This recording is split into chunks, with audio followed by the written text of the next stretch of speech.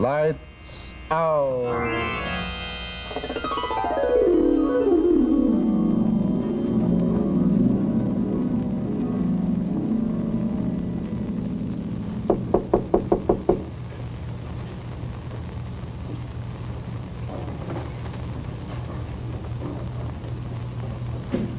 Dr. Grove? Yeah?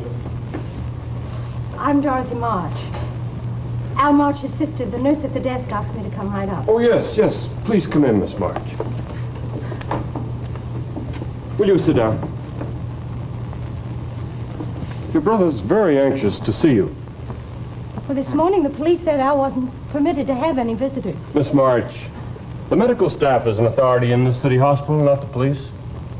His nurse told them that you had been here to visit him, and he insisted that we call you back.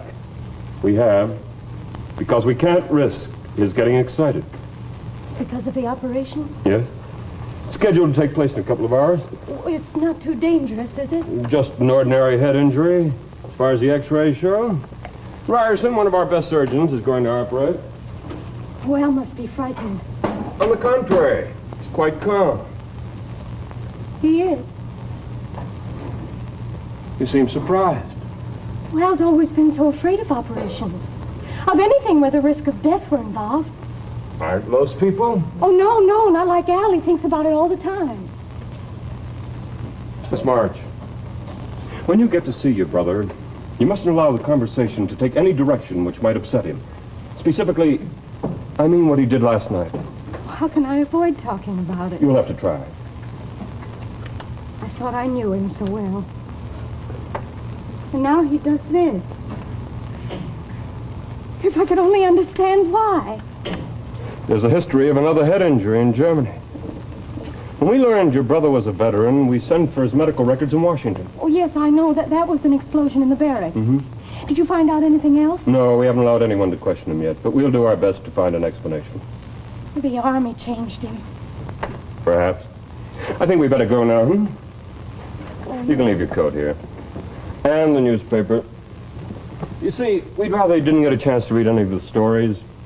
I don't think he fully understands the extent of the harm he did. I think you'd better go in first. All right, Dr. Grove.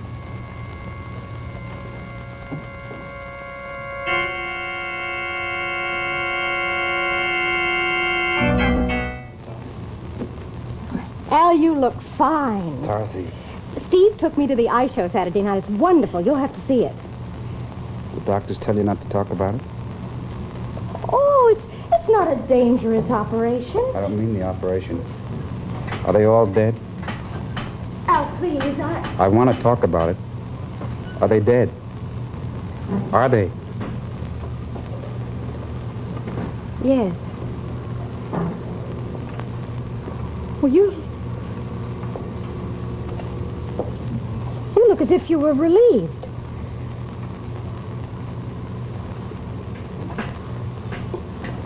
Dorothy, they were trying to kill me, the three of them.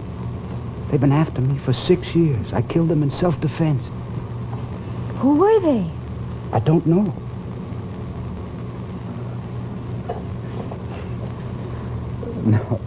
No, Dorothy, I'm not insane, although I may have to pretend to be to avoid a trial. It was self-defense. They shouldn't punish me.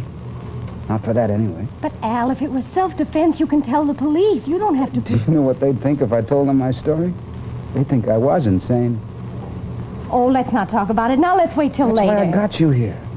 I want you to understand why I did it. And I wanted to explain before the operation, just in case. It's nothing to worry about. Dr. Grove told me. Never can tell about operations.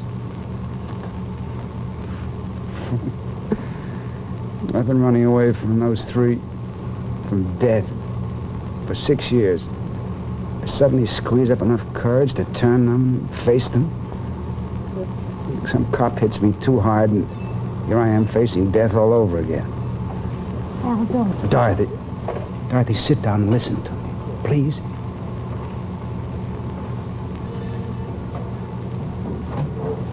The first time I saw them was in Germany. And there was something strange about the whole thing, right from the beginning.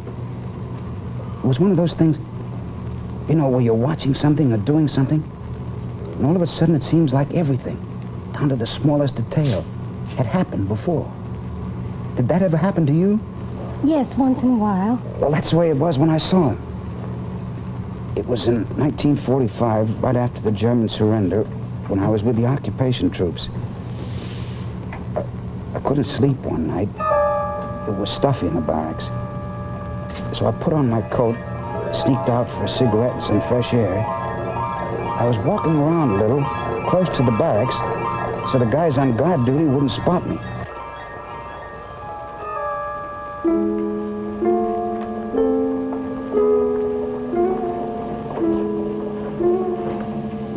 Then I saw them. First, there were just the two of them, a woman and a younger man. I was in the shadows. They didn't see me. And it was as though I'd lived through the whole scene before, only I couldn't remember when. Everything all right? Yes. Straighten that. Just a minute. They waited for a minute to tick by. While they waited, I thought of what I was supposed to do. They were going to blow up the barracks, and I was supposed to stop them. How? I had no gun. Wasn't time enough to sneak away and find the guards. There was only one way to stop them. That was to shout, to bring the guards running. Yet if I did that, I'd get a bullet in me. They'd have time for that. Maybe the barracks would be saved, but I'd be dead. A dead hero. Why me? I wasn't on guard duty. I just happened to see them. I didn't shout. Didn't even breathe for fear they'd hear me. They were so close. Let's go.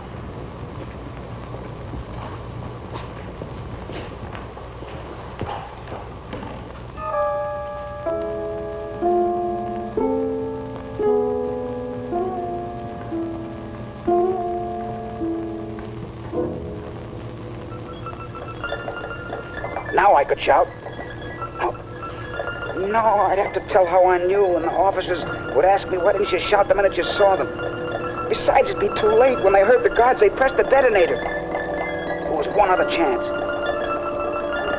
The wire was strong. I had nothing to cut it with. I could still hear their voices in my head. Everything all right? Yes. Straighten that. Just a minute. Let's go. Somehow, I knew that those words were supposed to introduce me to the death I'd always feared so much. I was meant to die that night, but I didn't.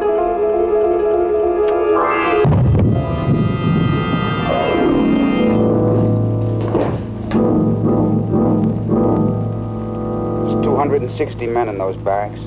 41 were killed. 134 were wounded. I knew all of them. Some were my friends. Well, you've tormented yourself. What then? You want me to forget about it? To laugh? To sing? With the blood of your They friend? killed them, those three. Yes, and I could have prevented it. That makes me an accomplice. When you know somebody's going to commit a murder and you can stop it and you don't, the law says that you're an accessory before the fact. That you're as guilty as the murderer. I don't know. I know. I looked it up. Looked it up. Yes. I wanted to know what the punishment should be. Oh, Al, listen. You expected me to be horrified when you told me, didn't you? Well, I'm not. I understand you. I understand why you've always been so afraid of death. Mother always harping on it, always wearing black for Father and that brother of hers. I was too young to know what it meant then, but I still remember. And then when Mother died, the only memories you had were Mother and death, don't you see? Oh, Al, I can understand. Why can't you? You were afraid. And maybe you did something terrible, but it wasn't your fault. Yes, try to fight your fear, but don't try to punish yourself for it. You're forgetting something. What? I fought my fear last night, and I killed the three of them. You mean the people in the shooting gallery were the same three? There's more to my story. Those three people who blew up the barracks were killed that same night. The guards got all three of them. I saw the pictures when I got out of the hospital. They were the same three. The woman and the two men, dead. But the people last That was in 1945. Next year, I was shipped back to the States for discharge. Honorable discharge. For that whole year, I hadn't once forgotten that night. I felt that I was living on borrowed time or stolen time. That night that I was discharged, I had a couple of drinks with a buddy of mine before I flew back here. And I just got to the airport in time to make the plane. Flight 101 for Chicago, now leaving at Gate 9. Passenger Al March, please report to Gate 9. Your flight is ready to leave. Passenger Al March, please report to Gate 9. Everything all right? Yes. Straighten that. Just a minute. Let's go. Are you Al March? We've been waiting for you, Mr. March. Mr. March. Aren't you Mr. March?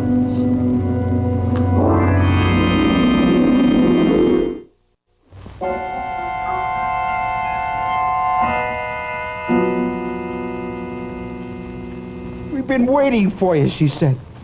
That simpering, pasted-on smile. And I ran away. The plane, did it crash? No, but it would have if I'd have been on it. Or there would have been some kind of an accident I wouldn't have lived through. I knew that if those three people ever got hold of me to a place where I couldn't run away, it'd be the end. Al, it couldn't have been the same three people. You said they were dead. You said the guard shot them. Maybe it's all in my mind. Who are we to say what's possible and what's impossible? I keep thinking of how little we know. Oh, Dorothy, I believe that there's a pattern of life, that man isn't strong enough to break through. But suppose it could be broken through. Not through strength, but through weakness, through fear and cowardice. I don't understand. I mean that those three people were meant to die that night. But first I was meant to be their victim. They died, I lived, the pattern was broken. But now the pattern was trying to restore itself. I don't know how many times those next 6 years that scene was repeated. Everywhere. I'd go into a barber shop and they'd be there. Two barbers and a manicurist. And they'd say the words, and the barber would turn to me with a razor shining in his hand and say, "Next."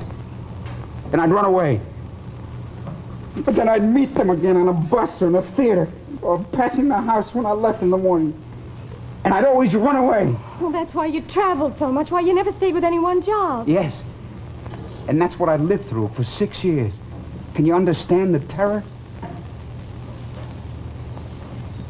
But even a coward can only take just so much. You get tired of running away. You decide to stick it out just once. To see what happens after they say their words. And you're still standing there, facing them. That was last month, and I waited for the next meeting.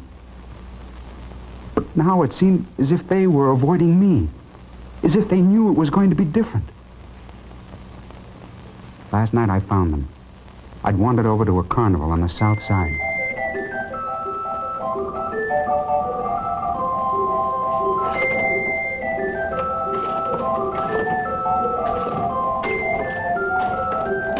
Here you are, over here. Step right up and try your skill. 3 shots for a quarter. Real bullets. Step right up and win a prize.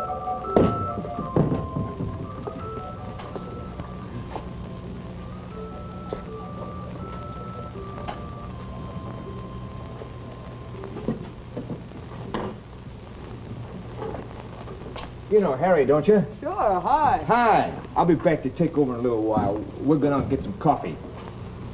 Everything all right? Yes. Hey, straighten that. Just a minute.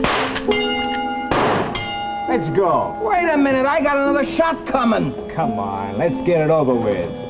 I'm not running away.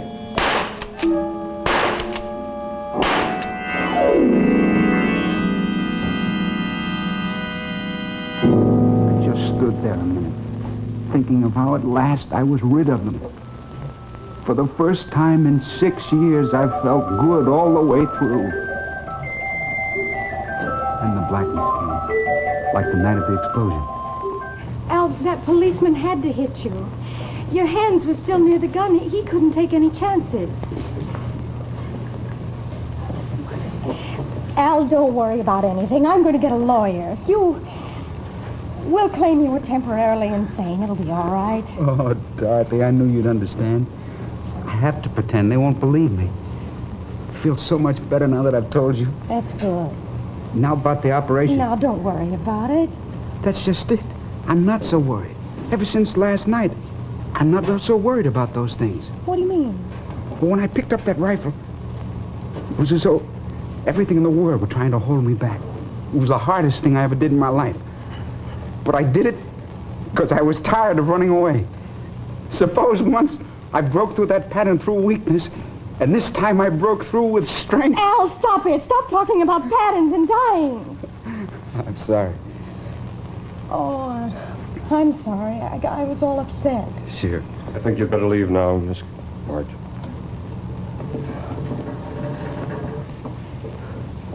Don't worry about anything. Don't you worry. I'll see you later. Roger. You can wait in my office if you like. I'll be down in a few minutes. All right, Dr. Gold.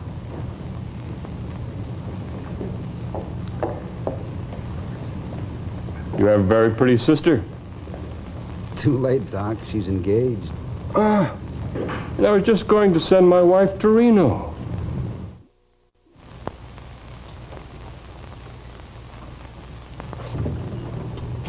They have to get him ready.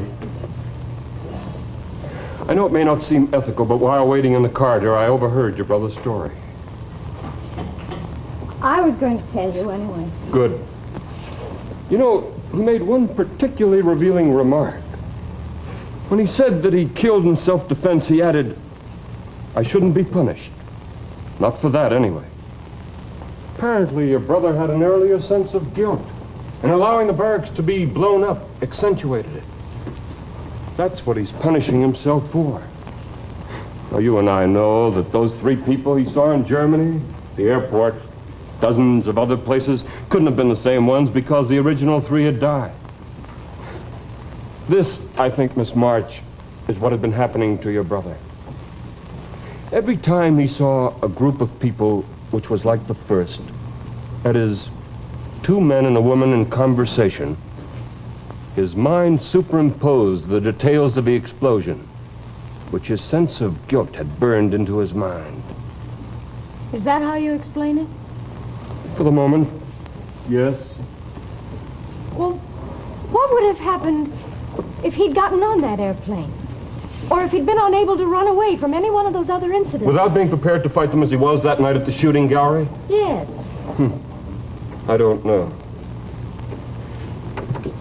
The mind can have amazing powers over the body. For instance, there are many drivers who have numerous automobile accidents from sheer carelessness, apparently. Most of them are just bad drivers.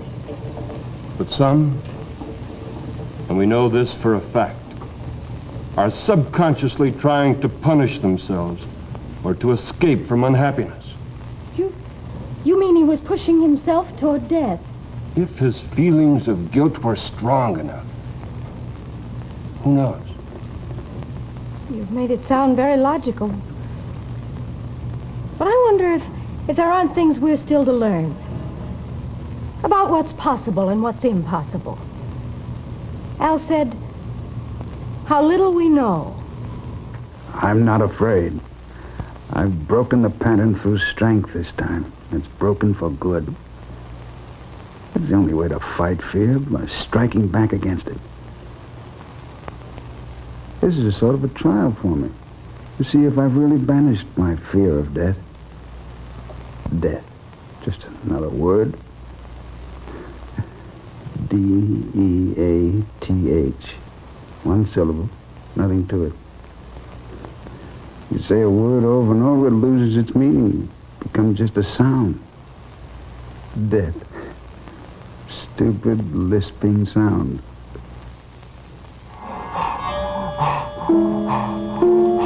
Everything all right? Yes. Straighten that. I'm in that.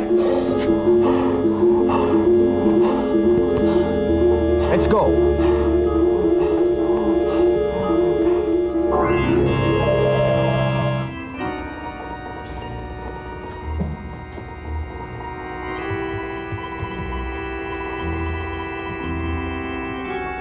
Well, that's life for you. Just a pattern. Maybe we can break the pattern, and maybe we can.